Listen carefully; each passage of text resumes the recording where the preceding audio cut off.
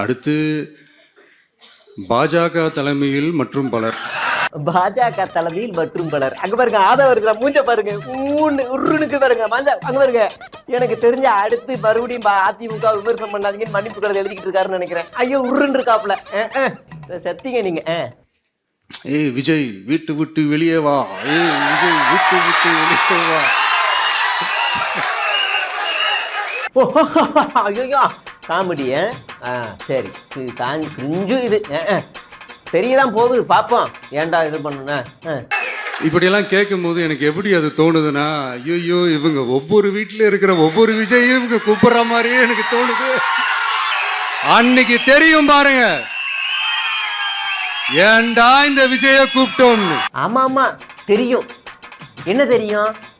சரி இவ்வளவு நாளா ஒரு சல்லி சரி இப்படி ஒரு மட்டமான ஆளு கூட தான் தேர்தலை எதிர்த்துக்கிட்டு இருந்தோமா அப்படின்னு பல பேர் இந்த தேர்தல் ரிசல்ட்டுக்கு அப்புறம் பார்ப்பாங்க.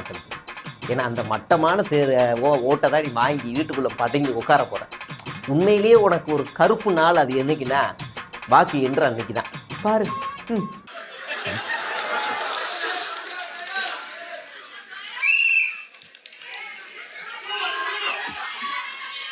பேப்பரை புரட்டுறாப்புல தளபதி கரெக்டாக பார்த்து புரட்டு.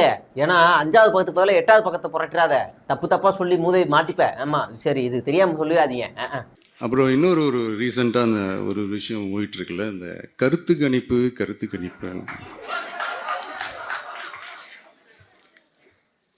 அதில் நிறைய பேர் உண்மையான கருத்து கணிப்புலாம் சொல்கிறாங்க. அதையும் நான் கருத்து கணிப்பு அதுலேயும் ஒரு சிலர் நல்லதுன்னா லயோலா கல்லூரி முன்னாள் மாணவர்கள் அந்த திருநாவுக்கரசா ஏதோ ஒரு ஆளு, அவர் தானே அந்த அண்ணாமலைக்கு சங்கியா இருந்து வேலை செஞ்சவர்.